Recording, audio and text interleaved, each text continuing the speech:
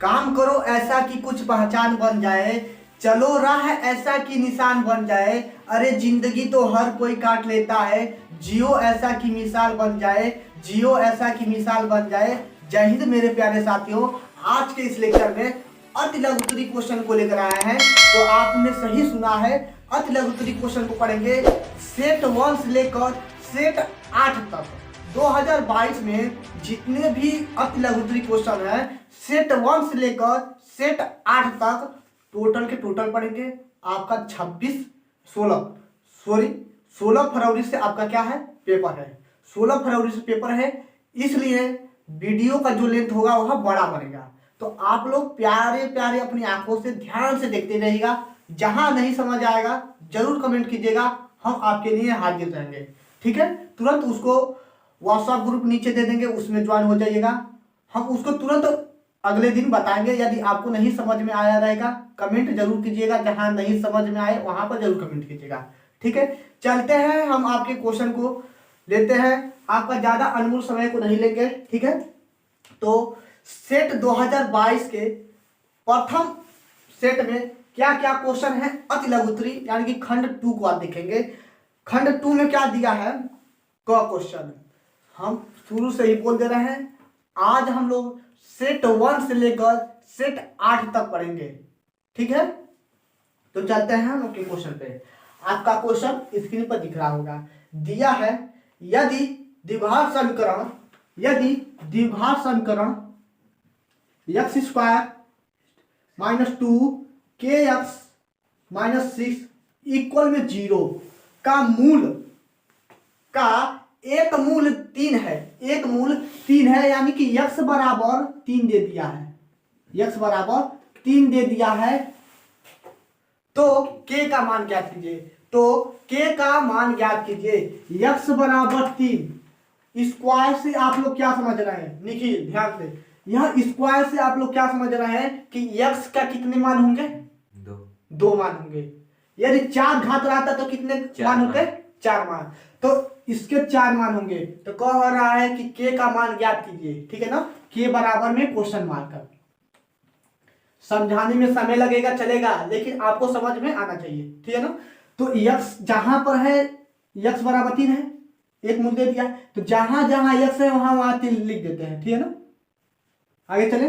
तो 3 का होल वर्ग -2 के x की जगह पे 3, ठीक है, -6 इक्वल में 0। अब गुणा करा देते हैं, वर्ग तोड़ेंगे तो 3 का वर्ग 9 -3 दूना 6 के -6 इक्वल में 0।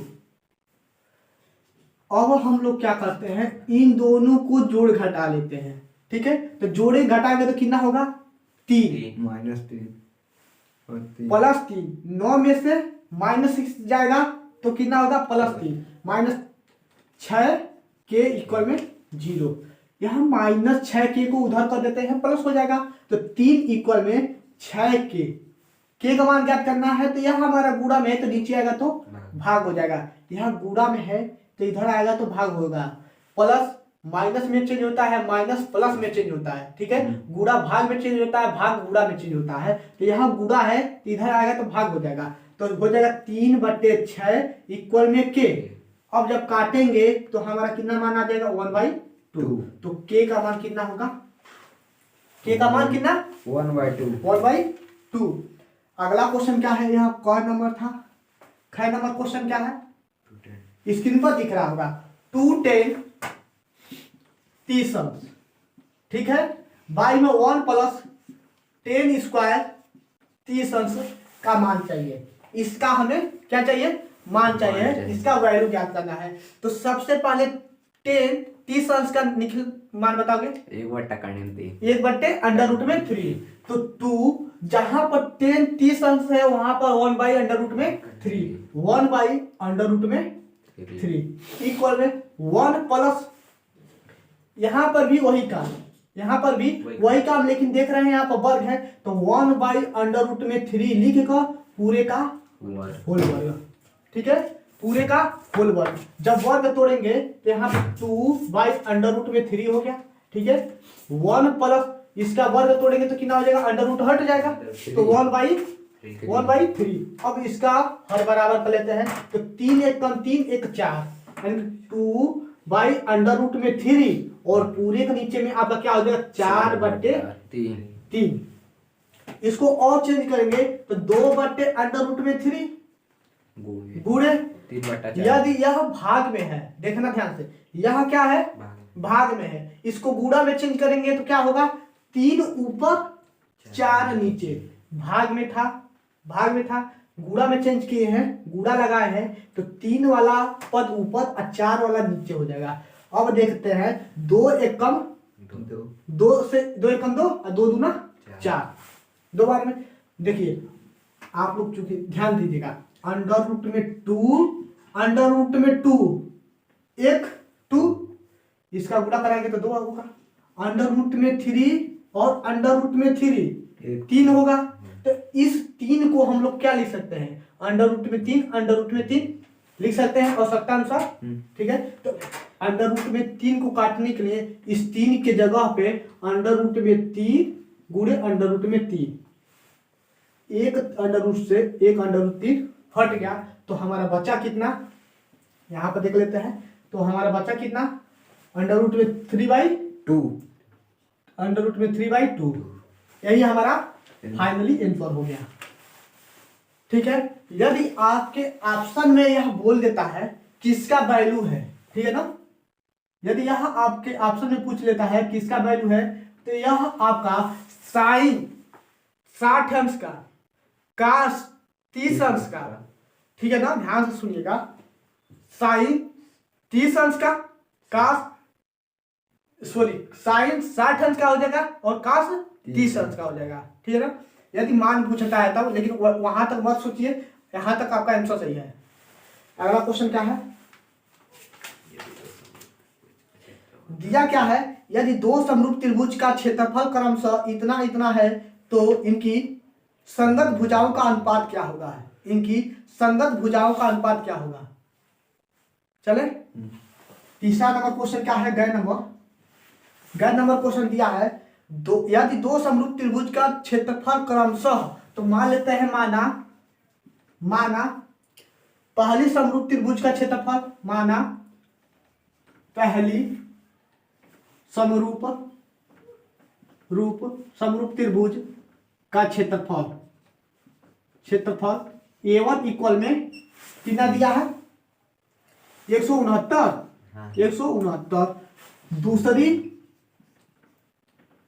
दूसरी समरूप त्रिभुज का क्षेत्रफल A2 इक्वल में कितना दिया है 225। यह सेमी स्क्वायर यहां तक समझ आ रहा है, कह रहा है इनकी संगत भुजाओं का अनुपात। ठीक है, तो मान लेते हैं माने तो है ही, ठीक है, माने हैं, तो हो जाएगा हमारा पहली भुजा मान लेते हैं A1 इक्वल में क्वेश्चन मार्क, और दूसरी भुजा A2 इक्वल में क्वेश्चन मार्क। ऐसे लिखेंगे तभी नंबर मिलेगा। यह काम इसलिए कर रहे हैं कि कैसे कैसे लिखा जाता है।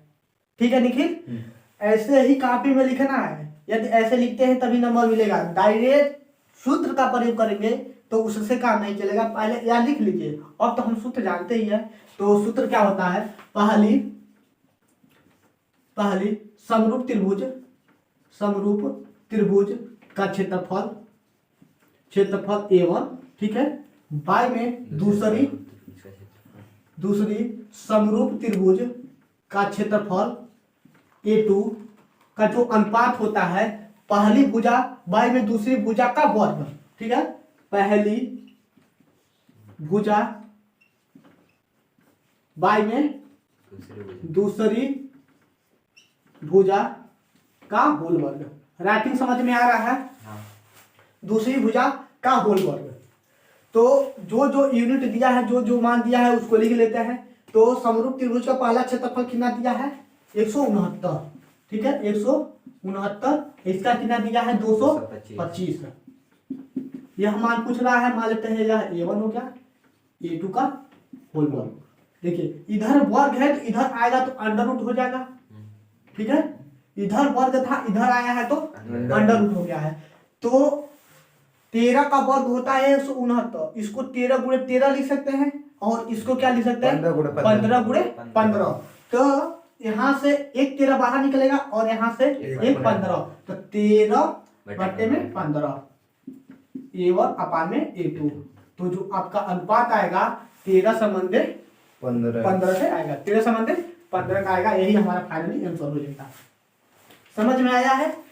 तो आप लोग स्क्रीनशॉट ले लीजिएगा। यदि आप लोग को नहीं समझ में आ रहा होगा तो जरूर कमेंट कीजिएगा। जहां तक हमें उम्मीद लग रहा है कि आपको पूरा अच्छी तरह से समझ में आ रहा होगा, नहीं समझ में आ रहा होगा तो जरूर बताइएगा, ठीक है। इसको रब कर देते हैं।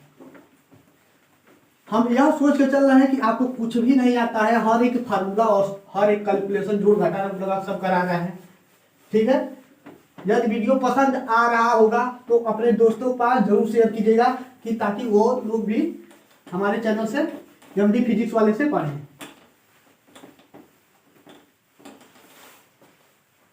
अगला क्वेश्चन क्या दिया है? दिया है 12 व्यक्ति के भार का समांतर माध्य इतना किग्रा है, इनके भारों का योगफल क्या होगा? तो सबसे पहले हम सूत्र बताए थे, क्या बताते हैं? समांतर माध्य के लिए देखिए, समांतर माध्य के लिए सूत्र क्या होता है? कुल पदों का योग बाई में कुल पदों की संख्या। समांतर माध्य इक्वल में क्या होता है? कुल पदों का योग, कुल पदों का योग बट्टे में कुल पदों की संख्या, कुल पदों की संख्या। तो कुल पदों का योग, कुल पदों का योग हमें क्या करना है? और 12 व्यक्ति हैं, ठीक है। तो 12 व्यक्ति क्या है? कुल पदों की संख्या है। तो कुल पदों का योग, ठीक है, और कुल पद की संख्या कितना दिया है? 12 दिया है, ठीक है। और इनका भार जो दिया है, भार का समांतर माध्य दिया है 45.6 kg है। इसका गुणा हम इसमें कर देते हैं तो कुल पदों का योग निकल जाएगा। कुल पदों का योग पूछ रहा है ना, तो यह गुणा करा देते हैं। इसके नीचे कुछ भी नहीं है तो 1 है, इसका गुणा इसमें और इसका गुणा इसमें, तो 12 गुणते 45.6 इक्वल में कुल पदों का योग। यही आपका आंसर हो जाएगा। तो हो गया है, ठीक है ना, गुणा करा लीजिएगा, यही आपका आंसर हो जाएगा। तो 547.2 पॉइंट 500 लिख देते हैं। कितना है? 547.2 पॉइंट हो गया, 2 पॉइंट केजी होगा, क्योंकि यह केजी है। कुल पदों का योग मान लेते हैं यस बराबर, या 5 नहीं है यस है, ठीक है ना। कुल पदों का योग मान लेते हैं यस बराबर। हमारा मेन मुद्दा है कि आपको कैलकुलेशन आता होगा। हमारा जो मेन फोकस है आपको समझाना कि कैसे लगाएंगे जोड़ घटाना गुणा भाग। तो आप लोग जानते ही होंगे, नहीं जानते होंगे तभी भी हम समझा देंगे। देखिएगा, हम ओनली अति लघुत्तरी क्वेश्चन को पकड़ बना रहे हैं। अब सेट 2 पे चलते हैं। सेट 2 में अति लघुत्तरी क्वेश्चन को देख लेते हैं। तो सेट 2 में आपका कै नंबर क्वेश्चन क्या है, इसको रख कर देते हैं। देखिएगा, ओनली सेट 1 सेट 2 यानी कि 8 सेट है, इसको समाप्त करना है किसी भी हर हाल में, क्योंकि हमारे पास समय भी नहीं है, ठीक है, समय भी नहीं है। तो यदि द्विघात समीकरण, यदि आपको लगता होगा कि बहुत स्लो पढ़ा रहे हैं तो आप ना स्पीड थोड़ा सा तेज कर लीजिएगा, मोबाइल में वह ऑप्शन मिल जाएगा। तो यदि द्विघात समीकरण दिया है 3x² - 12x + 2m इक्वल में 0 के मूल बराबर है। मूल बराबर है तो संजीव डी बराबर 0। यदि मूल बराबर है, मूल बराबर है तो डी का मान कितना होता है? 0 होता है। तो चूंकि हम लोग जानते हैं विविक्तर विधि में डी बराबर क्या होता है? b² - 4ac, ठीक है। जब पूछे तभी बोलिएगा, जिससे पूछेंगे वही बोलेगा। तो डी बराबर क्या होता है? b² - 4ac। तो डी का मान 0, बी का मान -12, ठीक है, -12 का होल वर्ग -4, ए का मान कितना? 3 और सी का मान कितना 2 2m 2m सॉरी 2m हो गया क्योंकि हमें m का मान भी चाहिए ना, तो 2m हो गया। अब हम इसका वर्ग तोड़ेंगे तो कितना हो जाएगा 144 माइनस 4 तिया 12 12 और 12 दूना 24। देखिएगा 4 तिया 12 12 दूना 24 24m हो गया ना। अब हम लोग क्या करते हैं, इस 24m को आपका माइनस में है इधर में ला देते हैं। संजीव इधर देखो -24m है, इसको इधर ला देते हैं तो 24m आपका क्या हो जाएगा प्लस हो जाएगा 144। ठीक है, यहाँ तक समझ में आया। 24 किसमें है गुणा में है तो इधर जाएगा तो भाग, तो m बराबर में कितना हो जाएगा 144 बट्टे में 24 बटा m बराबर। ठीक है, तो m बराबर कितना हो जाएगा आपका 6 होगा। कैलकुलेशन बहुत तेज कर रहे हो। ठीक है, यानी कि क नंबर क्वेश्चन हो गया। ख नंबर कितना है, यदि आपको नहीं समझ में आ रहा है तो 2 से काटते रहिएगा, 2 से काटिएगा आपका 6 ही आएगा। ठीक है, अगला क्वेश्चन क्या है, दिया है कास स्क्वायर कितना है 67 ही 67 माइनस साइन स्क्वायर 23 अंश का मान ज्ञात कर कीजिए। जब भी इस प्रकार का है तो आंख बंद कर दीजिए, 0 लगा दीजिए। जब भी इस प्रकार का जाए तो आंख बंद करके 0 मार दीजिए, आपका आंसर सही होगा। कैसे सही होगा, तो हम लोग देख रहे हैं, क्या देख रहे हैं कि यहाँ पर कास स्क्वायर 67 है माइनस साइन स्क्वायर 23 है, तो किसी एक यूनिट को हम लोग क्या करेंगे चेंज करेंगे, किसी एक यूनिट को चेंज करेंगे, किसी एक पद को या तो इसको हम क्या करते हैं इसको चेंज कर देते हैं। ठीक है, या आप लोग इसको भी चेंज कर सकते हैं, ऐसा बात नहीं, किसी को भी आपका मन, हमारा मन है इसको चेंज करने के लिए। तो कास स्क्वायर 67 माइनस इसको क्या लिख सकते हैं कास, एक मिनट सॉरी, इसको क्या लिख सकते हैं sine square 90 minus theta, 90 minus theta, theta की जगह पे हम देखिए 90 में से 23 घटाएंगे तो कितना हो जाएगा यहाँ पर 67। अब आप लोग सोच रहे होंगे कि यह पद कहाँ से किए हैं। ठीक है ना, तो यदि नहीं समझ में आ रहा है, यदि नहीं समझ में आ रहा है आपको तो देखिएगा यहाँ पर 67 अंश है तो 90 माइनस 67 लिख दीजिएगा। ठीक है, यहाँ पे यदि मान लेते हैं 50 रहता, यदि यहाँ पर 50 रहता तो यहाँ पर साइन 90 माइनस 50 सपोज मान कर चलिए, तो 90 माइनस यहाँ पर 50 होता है तो 50, यानी कि जो चीज यहाँ पर रहेगा वही चीज यहाँ पर आएगा। तो अब इसको हम चेंज करेंगे तो देखिएगा, ध्यान दीजिएगा, एक और समझाते हैं। 90 में से 67 घटाएंगे तो 23 आ जाएगा कि नहीं आएगा, आएगा कि नहीं आएगा, आएगा ना। तो यानी कि कोई भी मान में अभी चेंजिंग नहीं हुआ है। ठीक है ना, यानी इतने को हम इतना लिख सकते हैं। अब कास स्क्वायर 67 माइनस या हो जाएगा कास 90 माइनस थीटा का, सॉरी साइन 90 माइनस थीटा होता है cos theta, sine 90 minus theta क्या होता है कास थीटा। तो यह कास स्क्वायर 67 थीटा जब क्या है 67, कास स्क्वायर 67 प्लस माइनस में खत्म, यानी कि आंख बंद करके इसका मान 0। यह खै हो गया ग नंबर। ग नंबर क्वेश्चन क्या है, दिया है एक त्रिभुज के आधार की लंबाई, हर एक क्वेश्चन आपके स्क्रीन पर दिख रहा होगा। एक त्रिभुज के आधार की लंबाई 14 सेंटीमीटर एवं ऊंचाई 7 सेंटीमीटर है, तो त्रिभुज का क्षेत्रफल ज्ञात कीजिए। तो चूंकि हम लोग जानते हैं, क्या जानते हैं, त्रिभुज का क्षेत्रफल जो होता है, जो एरिया होता है वह 1/2 लंबाई गुणे चौड़ाई होता है। ठीक है, तो 1/2 लंबाई का मान कितना दिया है आपका, लंबाई 14 सेंटीमीटर, ठीक है, चौड़ाई कितना दिया है 7 सेंटीमीटर। ठीक है, जब काटेंगे तो ये भी 7 हो जाएगा, 2 7 14 7 गुणे 7, तो यहाँ आ जाएगा 49 सेमी स्क्वायर। क्षेत्रफल है तो आपका एरिया जो होता है स्क्वायर में होता है, यह स्क्वायर हो गया, ये भी आंसर हो गया, इसका आंसर यह हो गया। 3 हो गया। एक क्वेश्चन और है। क्वेश्चन बोला है प्रथम 10 अभाज्य पूर्णांकों की माध्य ज्ञात कीजिए। बहुत स्टैंडर्ड फार्मूला है सम और विषम के लिए, बहुत मोस्ट इंपॉर्टेंट क्वेश्चन है, तो इसको ध्यान से देखिएगा। 1 नंबर का क्वेश्चन पूछ लेता है ऐसा क्वेश्चन, और पूछा भी है, इतना हो जाएगा। अगला क्वेश्चन क्या है दिया है, प्रथम 10 अभाज्य पूर्णांकों की माध्यिका। प्रथम 10 पूर्णांक, ऐसे नहीं होती, देखो यहाँ से जब पढ़ाए तो आराम से देखो, बोलिए नहीं समझ में आ रहा है तब बोल दो कि नहीं समझ में आया। कह रहा है 10 प्रथम 10 अभाज्य पूर्णांकों की माध्यिका ज्ञात करना है।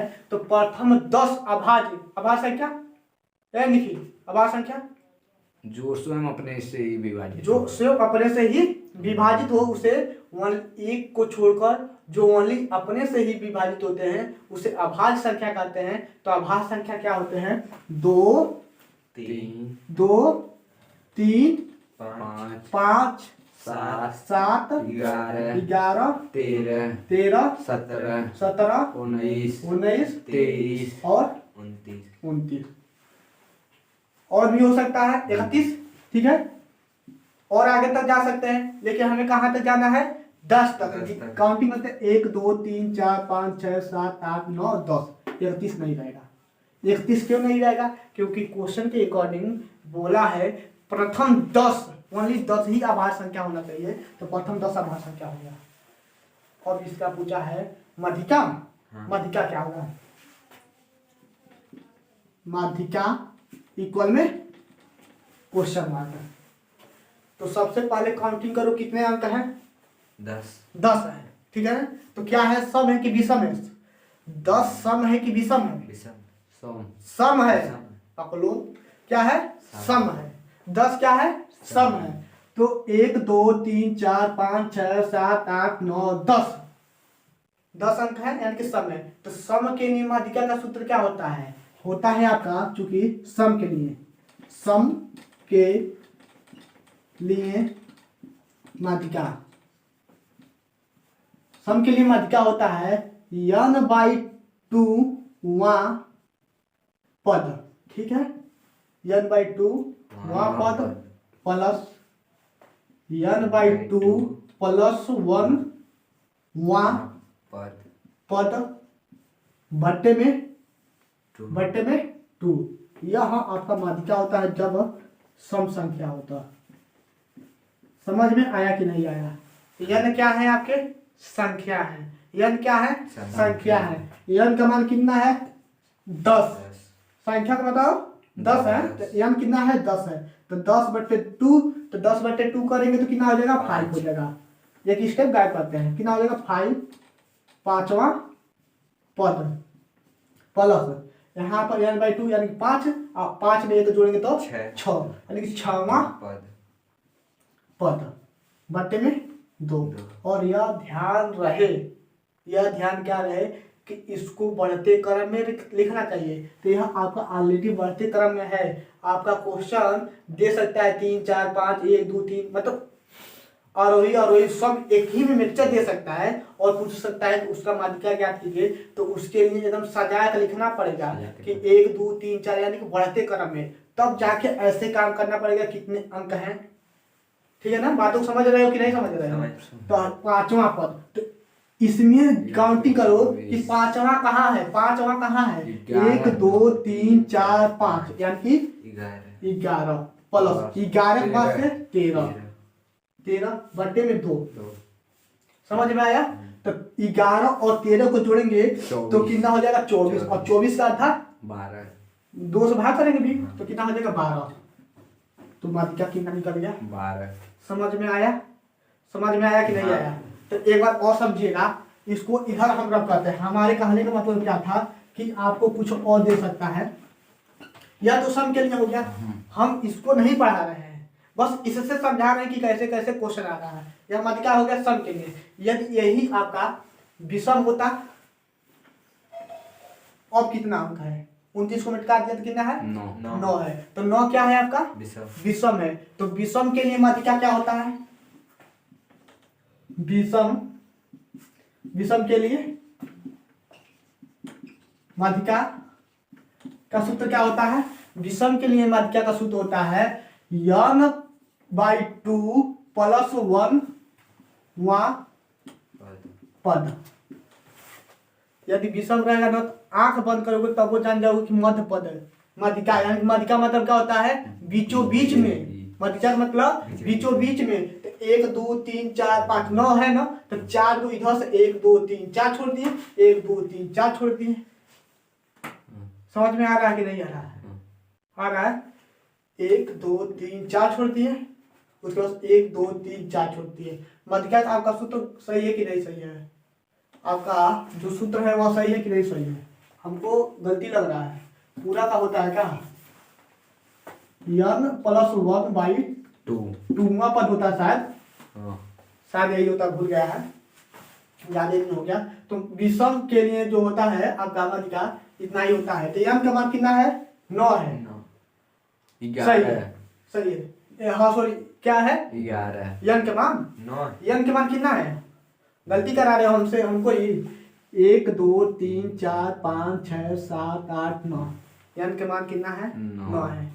ध्यान से देखिए कि क्या कह रहे हैं क्या नहीं कह रहे हैं, हमको मत कन्फ्यूज कीजिए, ठीक है ना। तो n का जो मान है आपका विषम के लिए फार्मूला यही होता है, ठीक है ना, कन्फर्म है। तो n के लिए कितना है? 9 है। और +1 बट्टे में 2 वहाँ पद। यह आपका पूछा गया प्रश्न है, लेकिन यह नहीं है, लेकिन अगले बार यह पूछ सकता है, इसीलिए बता रहे हैं, ठीक है ना। तो 9 1 कितना हो जाएगा? 10। तो 10 बट्टे में 2 वहाँ पद, तो कितना हो जाएगा? 5वां पद। 5वां पद। अब काउंटिंग कीजिए, 1 2 3 4 5वां पद के जवाब क्या है? 11 है। तो हम बोले क्या है? यदि माध्यिका विषम संख्या होता है, विषम संख्या होता है तो आधे आधे पर, आधा इधर से आधा इधर से, जो बीचों बीच में आ रहा है, यानी कि 4 अंक 1 2 3 4 इधर छोड़ दिए, 1 2 3 4, यानी कि बीचों बीच में हमारा कितना आ रहा है? 11 आ रहा है। तो यही हमारा क्या हो जाएगा? माध्यिका आ जाएगा, ठीक है ना। यदि आपके क्वेश्चन में ध्यान से देखिएगा, यदि आपके क्वेश्चन में यह कह देता है 2 2 3 5 1 7 8 13 9 7 7 है का? 7 है, 5 से 7 पुनः आ गया, ठीक है ना। और 2 ऐसे दे सकता है क्वेश्चन को, ठीक है। इसको रब करते हैं, स्क्रीनशॉट ले लीजिएगा। एक बार और रब कर देते हैं, अच्छे से समझाते हैं। इधर देखिएगा ध्यान से। यदि आपके क्वेश्चन में क्या बोल रहे हैं? 2 3 7 8, ठीक है ना, 9 5 6 3 2 1। सपोज करो कि ऐसा आ गया और कह रहा का माध्यिका ज्ञात कीजिए। माध्यिका के लिए सबसे पहले इसको बढ़ते क्रम में, एक कहाँ है? एक को लिखेंगे, उसके बाद से 2 को, पुनः 2 आया है, पुनः 2 आया है, ध्यान दीजिएगा, पुनः 2 आया है तो 2 लिखेंगे। 1 हो गया, 2 हो गया, पुनः 2 हो गया, उसके बाद से 3, उसके बाद 4 है? 4 नहीं है, पुनः 3 आया है का? पुनः 3, ठीक है ना। 3 हो गया, 3 हो गया, और उसके बाद से 4 नहीं है, 5 5 6 6 7 और 8 9, बस इतना ही तक है। हाँ, अब कह रहा है इसका माध्यिका ज्ञात कीजिए। तो माध्यिका के लिए हम लोग क्या करेंगे, ठीक है ना, काउंटिंग करेंगे। कितना अंक है? 1 2 3 4 5 6 7 8 9 10। क्या है? 10 संख्या है, यानी कि सम है, सम है। तो सम के लिए यह फार्मूला, सम के लिए यह फार्मूला। यदि विषम रहता तो इसके लिए माध्यिका क्या हो जाता? सपोज कीजिए कि यह 9 नहीं है, ठीक है ना, 9 को रख कर देते हैं। तो अब क्या हो गया हमारा? विषम संख्या 1 2 3 4 5 6 7 8 9 अंक हुआ ना। तो 4 इधर से, 1 2 3 4 इधर से और 4 इधर से, माध्यिका हमारा 3 हो गया। समझ में आया कि नहीं आया? हाँ, आ गया। स्क्रीनशॉट ले लीजिएगा, इसको रब करते हैं। हमारा मेन मुद्दा यह था कि ऐसे आरोही अवरोही एक ही में मतलब मिक्सचर करके दे देता है, तो इसको पढ़ते क्रम में लिख कर तब ज्ञात कीजिए कि और मतलब माध्यिका क्या है सम के लिए यह सूत्र रखेंगे भी सम के लिए जो अभी को का है यह प्लस 1/2 पद, इसको रख करते हैं। आई होप कि आप लोग समझ रहे होंगे। हमारा मेन फोकस है कि पेपर को छेद करना, ठीक है ना।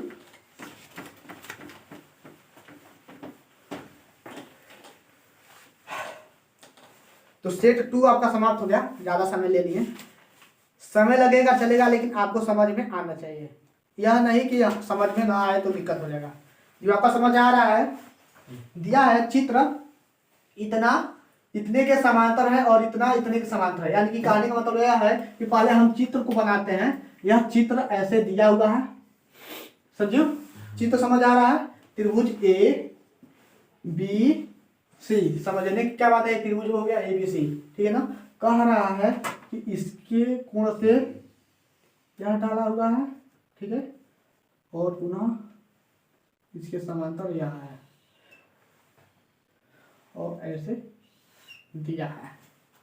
यहाँ पर डी बिंदु है, यहाँ पर एफ और ई। क्वेश्चन में दे दिया चित्र में जो डी ई समांतर है एसी के और डी एफ समांतर है ए ई के। तो सिद्ध कीजिए कि इतना, सिद्ध कीजिए कि कितना। आपका क्वेश्चन स्क्रीन पर दिख रहा होगा, ठीक है ना। जो चीज दिया था उसको लिख लिए हैं। क्वेश्चन क्या बोला है, जो डी ई है, डी ई कहाँ है, डी ई ये वाला रेखा डी ई समांतर है किसके, एसी के, यानी कि जो यह रेखा है इसके समांतर है, ठीक है ना। उसके बाद से डी एफ जो है एसी के सॉरी ए ई के समांतर है, ए ई के समांतर है। इसके लिए एक रेखा, इसके लिए दो रेखा किए हैं, समझ आ रहा है ना। इसका मतलब यह कि यह इसके समांतर है, यह इसके समांतर है। निखिल समझ आ रहा है। तो कह रहा है जो सिद्ध करना है, सिद्ध क्या करना है उसको देख लेते हैं एक बार। सिद्ध करना है, प्रूफ क्या करना है हमें, बी एफ बटे में एफ ई इक्वल में बी एफ इक्वल में बी ई, बी इक्वल में सॉरी इक्वल में नहीं आपका बाई में, बी ई बाई में ई सी। क्वेश्चन सही है ना, हाँ सही है। इतना हमें सिद्ध करना है इससे। तो हम लोग जानते हैं यह त्रिभुज ए बी सी में, त्रिभुज ए बी सी में, त्रिभुज ए बी सी में, ठीक है, लिख रहे हैं त्रिभुज ए बी सी में। त्रिभुज ए बी सी में हम लोग क्या कह सकते हैं, संगत भुजाएं का जो अनुपात होते हैं वह बराबर होते हैं। इतना समझ आ रहा है, संगत भुजाएं का जो अनुपात होता है वह बराबर होता है। यानी कि त्रिभुज ए बी सी में, त्रिभुज ए बी सी में, तो ए बी सी में हम लोग क्या कह सकते हैं कि जो बी डी होगा, बी डी जो होगा वह इसके अनुपात के बराबर हो गया। यानी कि हाँ बी डी बट्टे में कितना हो जाएगा, डी ए इक्वल में त्रिभुज ए बी सी में, ध्यान दीजिएगा ए बी सी में यह भुजा इस भुजा के अनुपात और यहाँ पर बी ई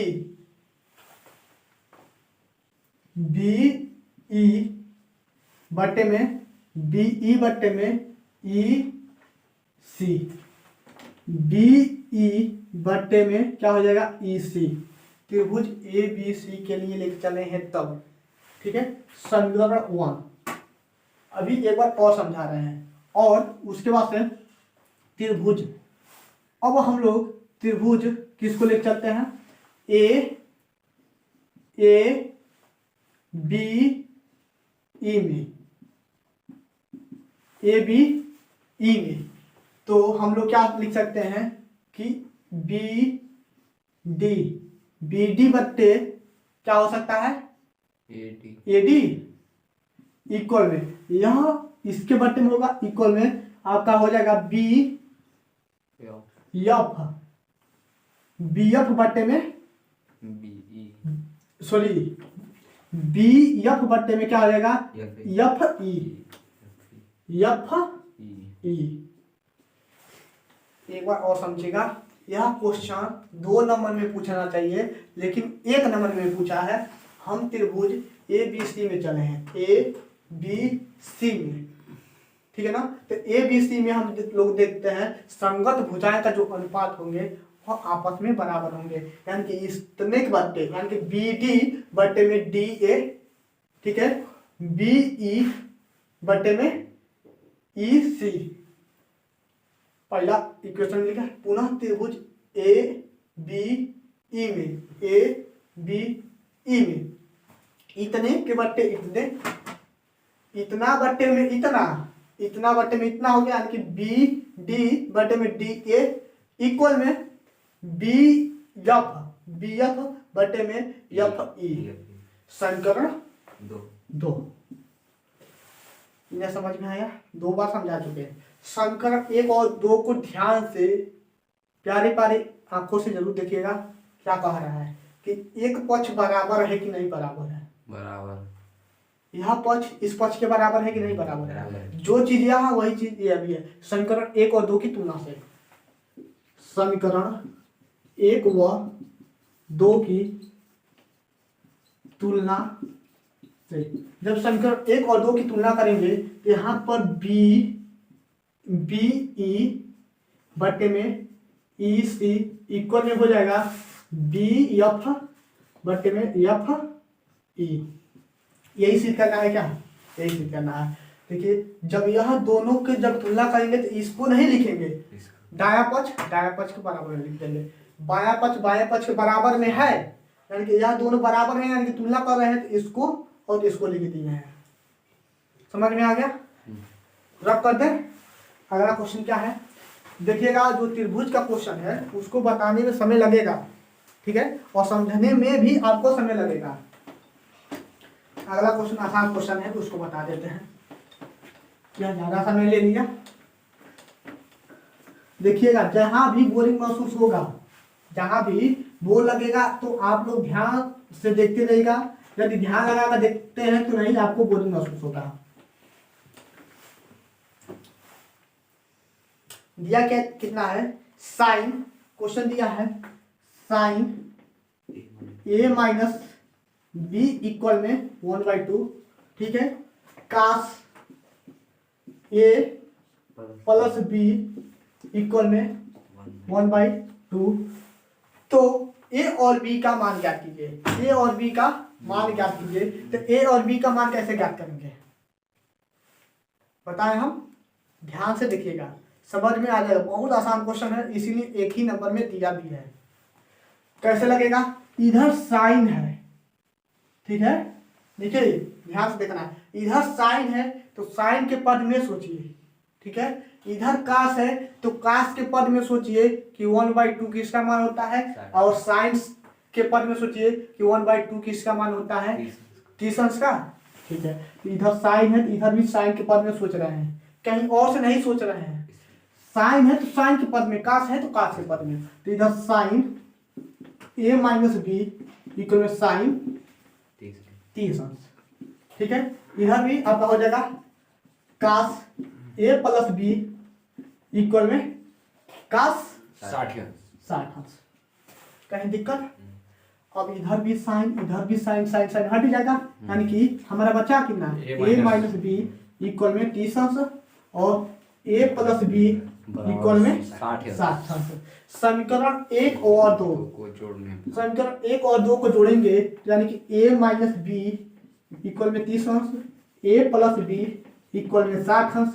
जोड़ेंगे तो B पद कटेगा तो 2A इक्वल में कितना आ जाएगा? 90।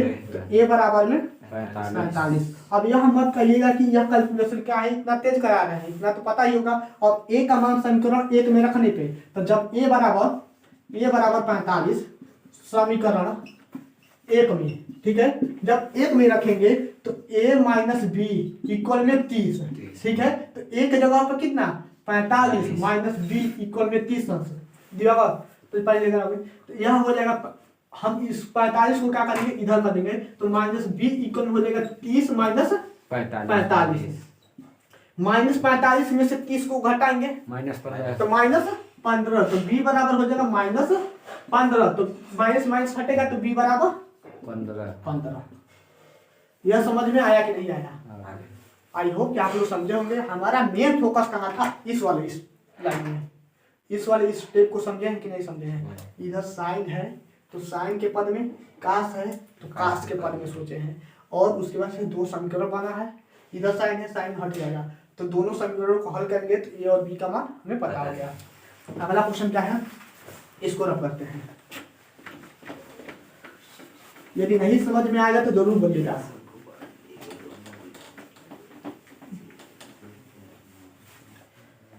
दिया है एक शंक्वाकार, यह क्वेश्चन लगभग 2 नंबर में देना चाहिए, ठीक है ना। कैलकुलेशन है तो कैलकुलेशन आप लोग से ही करवाएंगे, हम नहीं करेंगे, आप लोग से ही कराएंगे।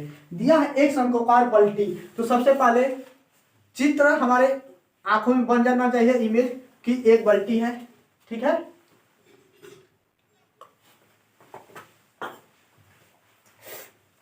ठीक है, तो सबसे पहले यह सोच लीजिए कि हमारे आंख में इमेज बन जाना चाहिए बाल्टी का। किसका? बाल्टी का। तो बाल्टी कैसे बनता है? ऐसे ही बनता है, ठीक है।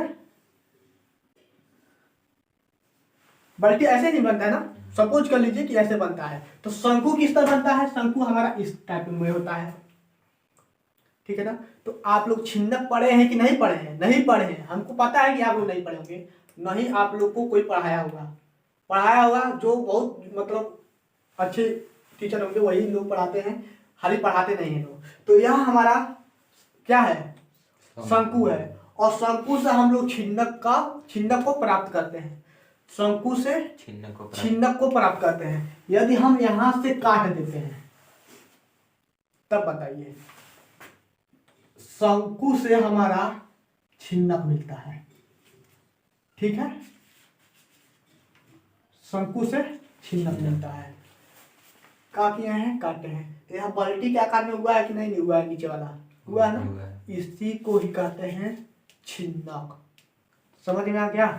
यह हमारा बाल्टी हो गया, इमेज बन गया हमारे आंख में। समझा रहे हैं, समय लग रहा है, लेकिन समझ में आ जाना चाहिए। दिया एक शंक्वाकार बाल्टी के दोनों वृत्तीय सिरे की त्रिज्या। अब दोनों वृत्तीय सिरे की त्रिज्या मान लेते हैं, जो बाल्टी होता है ऐसे में बनता है, तो नीचे वाला का त्रिज्या कुछ और होगा, ऊपर वाला का त्रिज्या कुछ और होगा। तो नीचे वाला का त्रिज्या कितना दिया है? मान लेते हैं R1 इक्वल में कितना दिया है? 28, ठीक है। और R2 इक्वल में कितना दिया है? कितना दिया है? 7 सेंटीमीटर। तो 7 वाला कहाँ का होगा? नीचे का। 28 वाला कहाँ का होगा? ऊपर होगा। इतना इमेज में बन जा रहा होगा ना। उसके बाद से कर रहा है, यदि बाल्टी की ऊंचाई, यानी कि दोनों की स्थिति में, यानी कि जो इसका ऊंचाई है वह बराबर रहेगा कि नहीं रहेगा? दोनों के लिए बराबर रहेगा। तो यह इक्वल में कितना दिया है? कहाँ गया? एक शंक्वाकार बाल्टी, हाँ यहाँ पर कितना दिया है? 45 मीटर है कि सेंटीमीटर है? सेमी है। तो बाल्टी की धारिता मतलब क्या होता है? जब भी क्वेश्चन में आयतन पूछे तब आयतन, धारिता पूछे तो धारिता का भी आयतन। धारिता आ गया क्वेश्चन में तो धारिता का होता है आयतन ही निकालना है। तुरंत तो सब सोच लीजिए कि आयतन ही निकालना है। तो छिन्नक का आयतन, छिन्नक का आयतन, छिन्नक का आयतन क्या होता है? 1/3 पाई, 1/3 पाई R1 का वर्ग प्लस R2 का वर्ग प्लस R1 इंटू R2 गुणे H। यही होता है संजीव, याद है कि नहीं याद है? छिन्नक आयतन जो होता है 1/3 पाई R1 प्लस R2, R1 का वर्ग प्लस R2 का वर्ग प्लस R1 इंटू R2 और पूरे का H। अब मान रखना है 1/3 पाई का मान 22/7, ठीक है। आर का मान 28, ठीक है, 28 का वर्ग प्लस R2 का मान कितना है 7 का वर्ग, ठीक है, प्लस R1 यानी कि 28 गुणे 7 और यह कितना है 45 है। यहाँ तो समझ में आ गया। तो अब हम लोग कैसे लगाएंगे, इसका वर्ग करेंगे, पुनः इसका वर्ग करेंगे, गुणा करा कर जोड़ लेंगे। इतना काम कर लेंगे कि नहीं कर लेंगे? आपके लिए होमवर्क में कमेंट में जरूर बताएं कि इसका आंसर कितना होता है HW, ठीक है ना। HW वर्ग कैसे करते हैं, वर्ग करने के लिए सिखा देंगे। अब आपको 28 का वर्ग नहीं पता है तो 28 गुणे 28 करेंगे, ठीक है ना। हम इसका हल नहीं करवाएंगे, ठीक है ना। इतना काम आप लोग HW में कमेंट में जरूर बताइएगा। अब देखिए 28 का वर्ग हमें नहीं पता है, 28 का वर्ग सिखा सकते हैं क्योंकि यह नया चीज है, लेकिन यह नया चीज नहीं है। जोड़ घटाना गुणा भाग तो बचपन से सीखते आ रहे हैं। तो 28 का वर्ग कैसे निकालते हैं, ध्यान से दिवाकर देखिएगा, ठीक है ना। तो 8 का वर्ग कितना होता है, 1 से 10 तक बस पता होना चाहिए। 8 का वर्ग 64, कितना होता है 64। 2 का वर्ग कितना होता है 4, 2 का वर्ग कितना होता है 4। 8 का वर्ग 64, 2 का वर्ग 4, ठीक है। पुनः 2 का गुणा 8 में करते हैं तो 8 दूना 16, 2 का गुणा 8 में, ठीक है ना 16, और 16 दूना 32, इस 2 में गुणा करा देते हैं। 8 दूना 16, 16 दूना 32, एक अंक छोड़कर 32, 4 6 2 8 और 4 3 7, इतना ही होगा। पूरा करा लीजिएगा, लेकिन पूरा बताएंगे नहीं, ठीक है ना। HW इसका आंसर कमेंट बॉक्स में छाप दीजिए आप सभी लोग। यह इतना हो गया। और यह पूछा है बहुलक, ये भी क्वेश्चन 1 नंबर का क्वेश्चन है और 1 नंबर में दिया है इतना बड़ा बड़ा क्वेश्चन, तो बहुत है। 1 नंबर में छोटा छोटा देना चाहिए। जो ये भी क्वेश्चन है बहुलक ज्ञात करने के लिए थोड़ा सा बड़ा ही है। चलिए फिर भी हम लगाते हैं। वर्ग अंतराल दिया है, वर्ग अंतराल, वर्ग अंतराल और बारंबारता, ठीक है। बारंबारता दिया है 0 से 4, 4 से 8, 8 से 12, 12 से 16, 16 से 16 हो जाएगा 20, 20 से 24 तक, यहीं तक ना 24 तक। यह दिया है आपका 5 7 9 17 12 10, इतना दिया है। इतना समझ में आ गया। समझ में आने की क्या बात है, जो दिया है उसको लिख दिए हैं, ठीक है ना। जो दिया है अभी बस उसी को लिखे हैं, कुछ भी चेंजिंग नहीं किए हैं।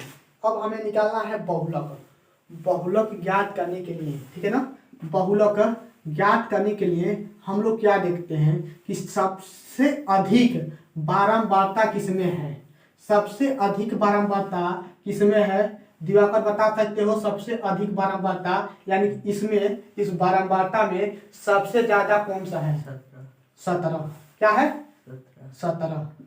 तो हमारा बारंबारता कितना हो गया 17, बारंबारता कितना हो गया 17। तो बारंबारता को F1 से, ठीक है ना, बारंबारता को F1 से, और उसके नीचे वाला आंख बंद करके F2, F1। देखिए यदि बारंबारता पता हो गया तो आप लोग F1 F2, यह F1 हो गया, यह F2 हो गया, ठीक है ना। और उसके नीचे F0 या तो FO, F0 0 1 2, याद हो जाएगा कि नहीं याद हो जाएगा।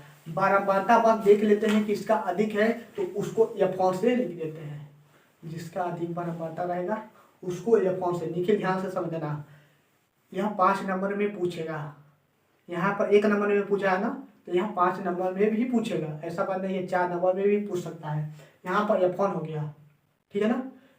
सबसे पहले बारंबारता देख लेते हैं, यहाँ पे F1 हो गया, उसके नीचे F2, उसके ऊपर F0 यानी कि 0 1 2। समझ में आया? अब हम उच्च सीमा और निम्न सीमा की जांच करते हैं। ठीक है ना? आपका बहुलक का सूत्र क्या होता है? बहुलक इक्वल में होता है यल प्लस F1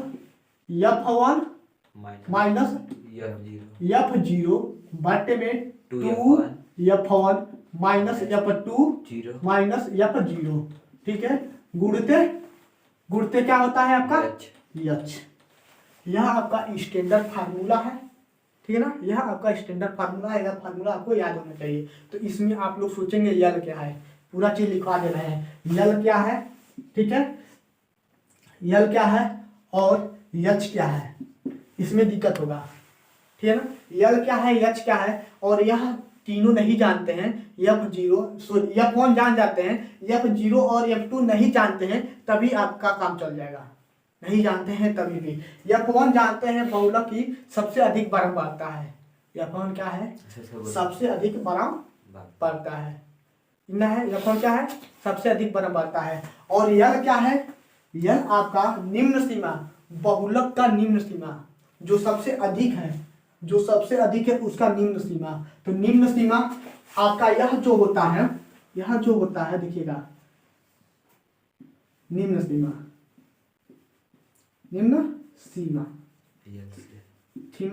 हो गया। और इधर जो होता है वह उच्च सीमा। देखिए समझ में आ रहा है कि नहीं आ रहा है? जो इधर वाला जितना भी है 0 4 8 12 16 20, यह क्या है? आपके निम्न सीमा है। 4 8 12 16 20 24 यह उच्च सीमा है। लेकिन उच्च सीमा और निम्न सीमा में सबसे पहले किस पर फोकस करेंगे? तो जो बारंबारता होगा, इस सबसे अधिक बारंबारता किसका है? 17 का। तो 17 का निम्न सीमा, 17 का निम्न सीमा यल बराबर 12। अब यच ज्ञात करना है। यच का मतलब क्या समझते हो? दूरी। हाँ, बीच का डिस्टेंस हो जाएगा। तो कितना है बीच का डिस्टेंस? यानी कि 0 से 4 जा रहा है, पुनः 4 से 8 जा रहा है, तो इनके बीच का गैप कितना है? 4 का। समझ में आया? बीच का गैप कितना है? 4 का। यच बराबर 4। अब लग जाएगा, बस मान रखना है। यल का मान 12 प्लस F1 का मान 17। ठीक है, F1 का मान 17 माइनस F0 का मान 9 बटे में 2 गुणे 17 माइनस F2 का मान 12 माइनस 9 गुणे यच का मान 4। अब समझ में आ गया? कैलकुलेशन आपके हाथ में है। यह तो हम नहीं सिखा पाएंगे, यह हम करेंगे तो हम ही को समझ में आएगा। ठीक है ना? लेकिन यह काम आपको करना पड़ेगा। अब जोड़ घटाना गुणा भाग तो इतना काम कर ही लेंगे। या छिड़ा लो, इसकी साल ले लीजिएगा, रब करते हैं। अब अगला क्वेश्चन क्या है उसको देख लेते हैं। यह क्वेश्चन बहुत आसान क्वेश्चन है। सेट 3 खत्म हो गया। हाँ। 4 सेट, चौथा सेट। आज 8 के 8 सेट समाप्त करा देंगे, क्योंकि समय नहीं है। क्योंकि जब आप लोग के लिए वीडियो बना रहे हैं तो 12 वाला छूट जा रहा है। ठीक है, क्योंकि हमें उन लोग को भी देखना है। तो कमेंट में आया है कि सर हम लोग को भी पढ़ाइए, मैसेज किए हैं लोग, तो इसलिए हम, यानी कि 3 सेट खत्म हो गया, चौथा सेट।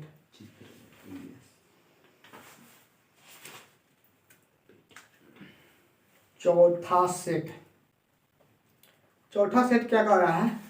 पहला क्वेश्चन क्या नंबर स्क्रीन पर दिख रहा होगा, इसको नहीं बताते हैं, इसको किसी और दिन बता देंगे। ठीक है ना? इसको किसी और दिन बता देंगे। यह आपका क्वेश्चन क्या है, इसमें थोड़ा सा समय लगेगा, इसको बता देते हैं। और 5 cos square 60 plus 4 sec square 30 minus 10 square 45। कितना है? नीचे कितना है? Sine square 30 plus cos square 30 का मान ज्ञात कीजिए। एक मिनट बंद कर दिएगा। का मान ज्ञात कीजिए। तो मान कैसे ज्ञात करेंगे? कुछ दिमाग में चलाओ, क्या करेंगे इसमें?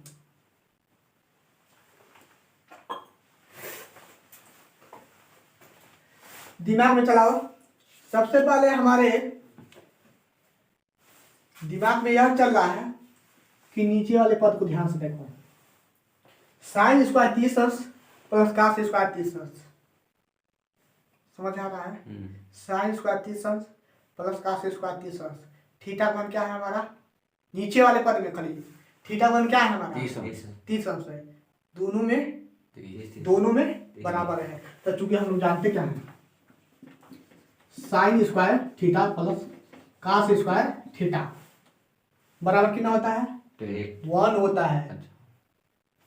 Sign square theta plus cos square theta बराबर क्या होता है? 1 होता है। हम यहाँ पर ओनली कैलकुलेशन आपको समझा रहे हैं कैसे करेंगे। यदि यहाँ पर साइन 30 अंश का मान और कास 30 अंश का मान रखते हैं तो लेंदी हो सकता है।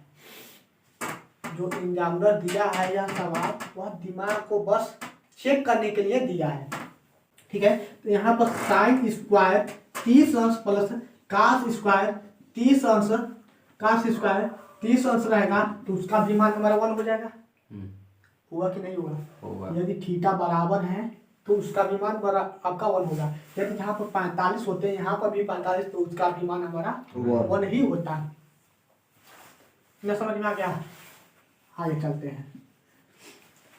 5 कास स्क्वायर 60 अंश, कास 60 अंश का मान कितना होता है? 1/2।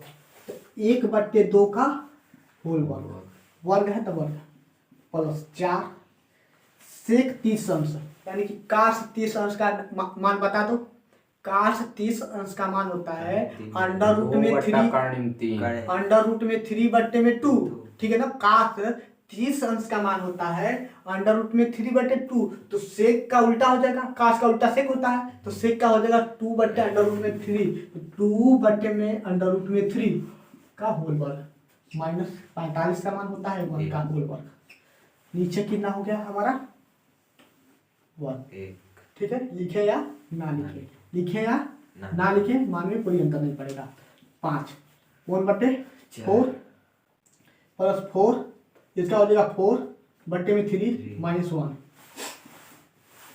5/4, ठीक है, प्लस 16/3 माइनस 1। हर बराबर करके लसम वसम ले सकते हो, हर बराबर करना है।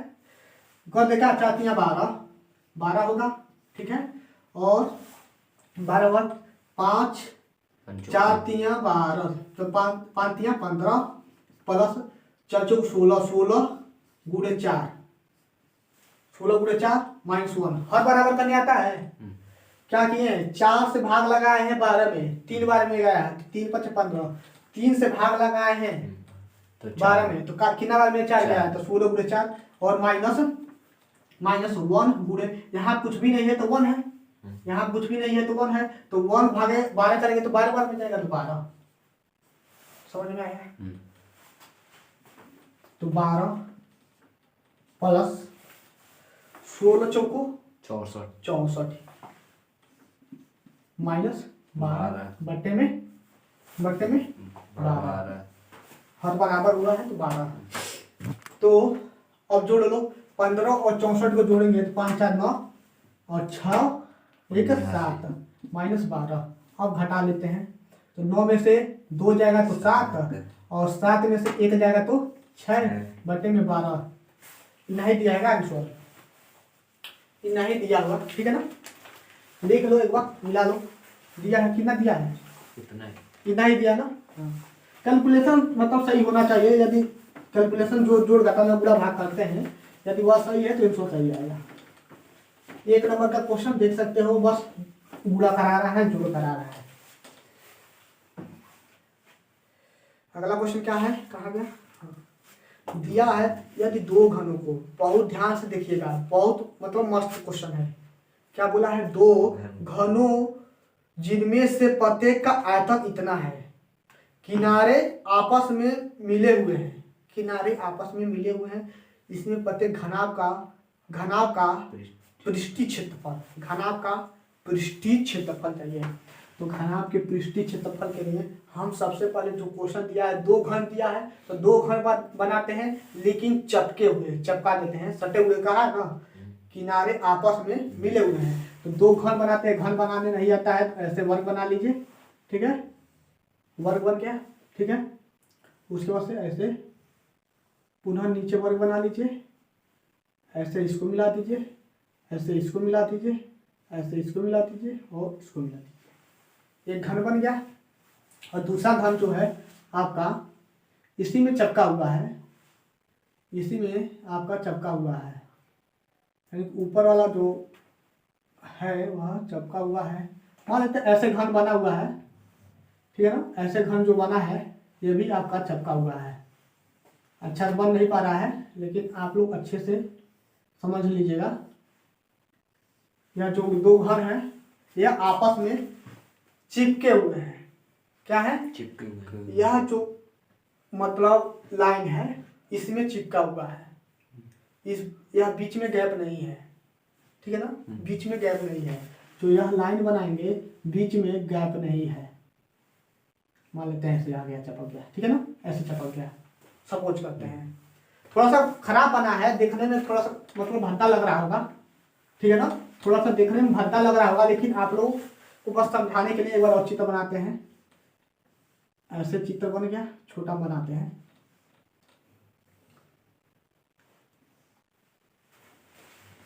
थोड़ा चित्र बनाने में हमको दिक्कत होता है। इतना हो गया। उसके बाद से एक घन ऐसे ही बनेगा, ठीक है ना, मान लेते ऐसे घन बन गया, सपोज करो कि यह घन बन गया। इसके नीचे मान लेते हैं, चलो ऐसे मान लेते हैं घन है, सपोज करो घन है, लेकिन आपस में चिपका हुआ है, घन नहीं बन पा रहा है, एक ही में चिपका हुआ। इतना समझ में आ रहा है यह घन है, दिमाग में सोच कर लिए कि यह घन है, ना हो गया। तो दो घन जिसमें से प्रत्येक का आयतन 64 है, प्रत्येक का आयतन, यानी कि मान लेते यह घन यह एक और दो घन है, दोनों का घन का जो आयतन है 64 है। तो मान लेते हैं पहले का जो घन का आयतन है, घन का आयतन क्या होता है? भुजा का क्यूब, घन का आयतन ए का क्यूब, ठीक है। हम इस पर फोर्स नहीं डाल रहे हैं, सबसे ज्यादा फोकस इस पर है कि हम कैसे समझाएं। जो यह चित्र बनाए हैं, चित्र हमारा गलत है, हम आपसे बोल रहे हैं। यह घन थोड़ा सा अजीबो बनेगा, बताओ हम बना नहीं पाएंगे, ठीक है ना, क्योंकि मतलब आयत हमें नहीं आता है। तो घन का आयतन कितना है हमारा? 64 है, ठीक है। ए का क्यूब, यह क्यूब है, इधर आएगा तो अंडर रूट में नहीं, घन में हो जाएगा, ये क्यों हट गया। अब इसको यहाँ से बाहर निकालेंगे, 64 को बाहर निकालेंगे तो 4 गुणे 4 गुणे 4 4 16 चौको 64, यानी कि 4 का क्यूब, यानी कि 4 बाहर आ जाएगा, ये बराबर 4 आ गया। तो घन का प्रत्येक भुजा जो होता है वह बराबर होता है। यदि हम इसको पढ़ाए होते हैं तो घन में देखिएगा, थोड़ा सा नोट में जल्दी से समझ लीजिए। घन में क्या होते हैं? 12 कोर होते हैं, जो कोना होते हैं कितने होते हैं? 12 होते हैं। और भुजा कितनी होती है? 9। भुजा कितनी होती है? 9। पागल कहीं के, यहां से 4, यहां से 4, कितना हुआ? 8 भुजा हुआ, 9 भुजा, 10 भुजा, ठीक है, 11 12, कितना भुजा होते हैं? 12। अब नहीं भूलेगा, 12 भुजा होती है, 12 भुजा होती हैं और 12 कोने होते हैं। एक कोना 2 3 4 5 6 7 8 सॉरी शायद 8 कोने होते हैं क्या? 1 2 3 4 2 तो 4 5 6 7 8 ही कोने होते हैं, सॉरी 8 कोने होते हैं, ठीक है ना। 8 कोने होते हैं, 12 भुजा होती हैं। इतना समझ में आ गया। तो घन का प्रत्येक भुजा जो होता है ए के बराबर होता है, घन का प्रत्येक भुजा ए के बराबर। तो ए बराबर हमारा कितना निकल गया है? 4 निकला है। तो प्रत्येक भुजा हमारा कितना होंगे? 4 का होंगे, ठीक है। तो ए बराबर 4 हो गया। तो अब पूछा है, क्या पूछा है? घनाभ। इसको मिलाकर क्या बनाया जाता है, दो घनों को मिलाकर घनाभ बनाया जाता है। तो घनाभ का आयतन, घनाभ का आयतन, बस यही क्वेश्चन जो है थोड़ा सा बड़ा है। आयतन, घनाभ का आयतन क्या होता है, 2LB plus BH plus HL। लंबाई चौड़ाई, L बराबर क्या है आपके, लंबाई है, B क्या है आपके, चौड़ाई है, और H क्या है, ऊंचाई है। ठीक है, तो अब यह बताइए कि दो घनों को मिलाकर घनाभ बनाया जाता है, तो उसका लंबाई कितना होगा। प्रत्येक घन का, घन में देखिए, घन का प्रत्येक भुजा 4-4 सेंटीमीटर का, ठीक है ना, 4-4 सेंटीमीटर का। तो चौड़ाई आपका कितना हो जाएगा, यह 4, ऊंचाई कितना हो जाएगा, 4। यहाँ से यहाँ तक लंबाई आपका कितना हो जाएगा, 4 होगा ना।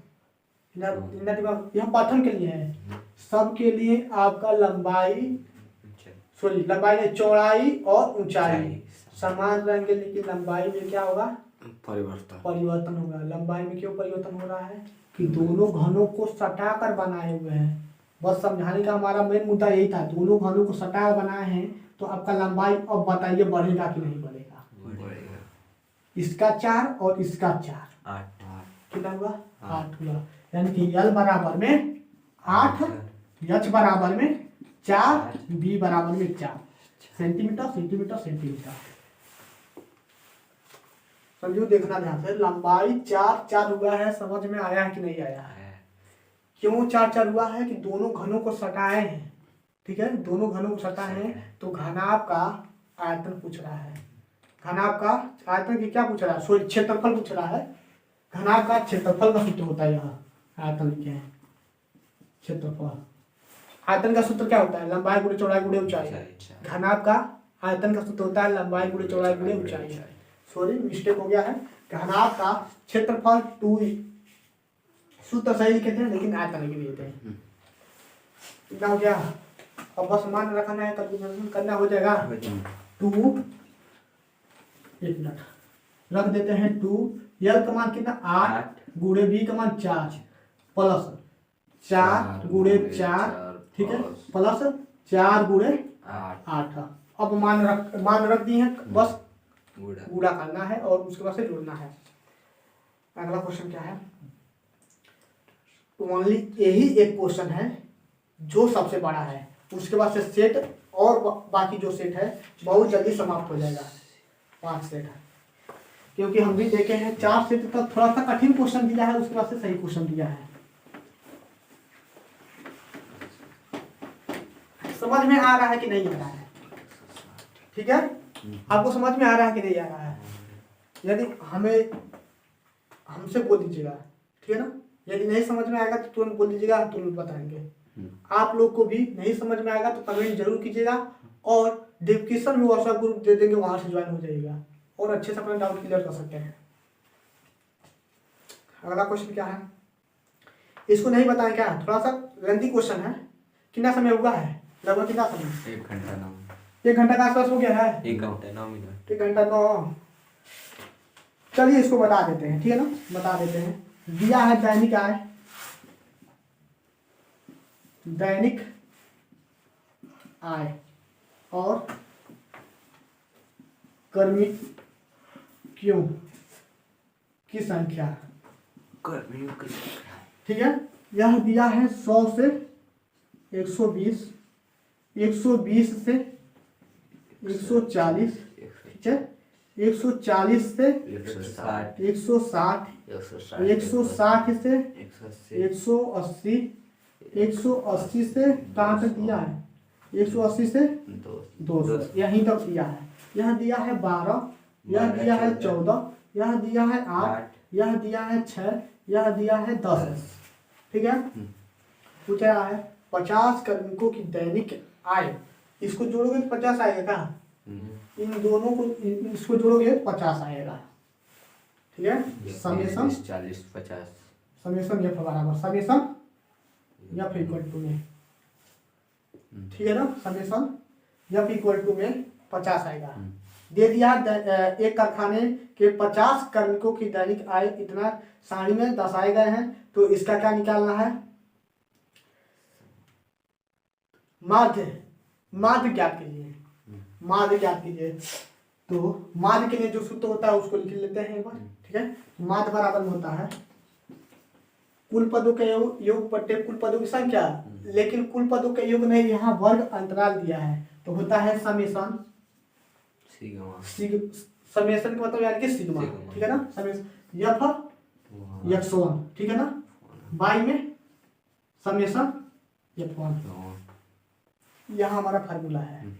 तो यहाँ हमारा f1 है, ठीक है। अब यहाँ से x1 कैसे ज्ञात करें? x1 कैसे ज्ञात करें?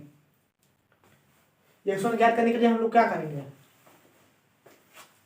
f1 और x1 ज्ञात चाहिए ना, तो इसको कैसे ज्ञात करें? तो f1 को ज्ञात करने के लिए इन पदों को जोड़ते हैं, और बट्टे में 2 करते हैं, उच्च सीमा प्लस निम्न सीमा, यानी कि निम्न सीमा प्लस उच्च सीमा बाई में 2, निम्न सीमा प्लस उच्च सीमा बाई में 2, यानी कि 100 प्लस 120 बट्टे में 2 कितना होगा? 110। 100 और 100 200 220 यानी कि 110, ठीक है।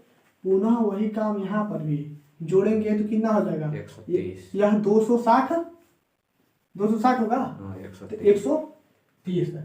अगला क्या होगा? 20 का अंतर करते 150 कितना होगा? यहाँ 150। पुनः कितना होगा? 170। और इसका कितना होगा? 190। कितना हो गया? अब हमें क्या चाहिए? अरे हमारा f1 हो गया, यह x1 हो गया, f1 और x1 हो गया, तो समेशन f1 इंटू x1 का मतलब क्या? गुणा ना। इन दोनों के बीच में क्या है? तो इन दोनों का गुणा कराएंगे, यही ना है। पहले इसको तो इसी बार लिखवा दिए हैं, समेशन f1 इंटू x1, तो यानी इन दोनों का गुणा कराना है, इन दोनों का गुणा कराते हैं, ठीक है। तो गुणा कराते हैं तो कितना हो जाएगा? यानी कि f1 और x1, तो 0 हो जाएगा, ठीक है। 12 एकम 12 को 2 हासिल 1, 12 एकम 12 1 13, ठीक है। इसका गुणा इसमें करेंगे 0 4 14 14 28 14 3 42 14 3 कितना था? 42 को 2 हाथ में 4 14 एकम 14 14 4 18, ठीक है। उसके बाद से 0 8 5 40 0 4 8 8 4 12, ठीक है। उसके बाद से इसको जोड़ेंगे, गुणा कराते हैं तो 0 हो गया, और 7 6 42 को 2 4 आया, 6 कम 6 4 10, इसका गुणा इसमें करेंगे तो 19 हो गया, 00। और समेशन का मतलब क्या होता है? इसका योग, f1 इंटू x1 का योग। अब इसको जोड़िए, ठीक है, इसको जोड़िए, जो भी आंसर आएगा यहाँ पर रखिएगा, और इसका मान कितना है? 50 है। समेशन f1 का मान कितना है? 50 है। समेशन f1 का मान कितना है? 50 है। 50 नीचे, इसको जोड़ने पर जो भी वैल्यू आएगा तो क्वेश्चन मार्क बाई में 50, यही हमारा क्या हो जाएगा? मार्क हो जाएगा। क्वेश्चन मार्क के जगह पे इन सबको जोड़ना है। समेशन का मतलब होता है जोड़ना, ठीक है ना। इसको जोड़िएगा, जो भी मान आएगा उसको यहाँ पर रख के भाग करा देना है, आंसर हो जाएगा, ठीक है। तो चलते हैं, इसको रब करते हैं। अगला क्वेश्चन, इसके यहाँ आपके लिए यह खिलाफ लो, सब काम नहीं करवाएंगे क्योंकि बड़ा क्वेश्चन था। अब अगला क्वेश्चन क्या है? अगला सेट क्या है? सेट 5 देख लेते हैं। ठीक है दोस्तों, आज के लिए बस इतना ही, क्योंकि जो कैमरे का स्पेस है, जो मोबाइल का स्पेस है, वह भर चुका है, जगह खाली नहीं है। लगभग 1 घंटा से ऊपर हो गया वीडियो। तो आज के लिए बस 4 ही सेट, चर्चा सेट में अति लघुत्तरी को 2 सेट में खत्म करा देंगे, ठीक है, 2 लेक्चर में खत्म करा देंगे। तो यदि आपको यह लेक्चर समझ में आया हो, पसंद आता है, समझ में आता है, तो अपने दोस्तों के पास जरूर शेयर कीजिएगा, ठीक है ना। लाइक कर दीजिएगा, सब्सक्राइब की बात नहीं करेंगे। यदि वीडियो पसंद आता है तो आप लोग जरूर सब्सक्राइब कीजिएगा, बस इतना ही रिक्वेस्ट है। हम सब्सक्राइब और लाइक के लिए प्रेशर नहीं डालते हैं। यदि आपको समझ में आता है तब ही आप लोग क्या कीजिएगा, लाइक और सब्सक्राइब कीजिएगा। तो ठीक है, आज के लिए इतना ही। मिलते हैं नेक्स्ट लेक्चर के साथ, तब तक के बाद जय हिंद दोस्तों, अपना ख्याल रखिएगा, बाय।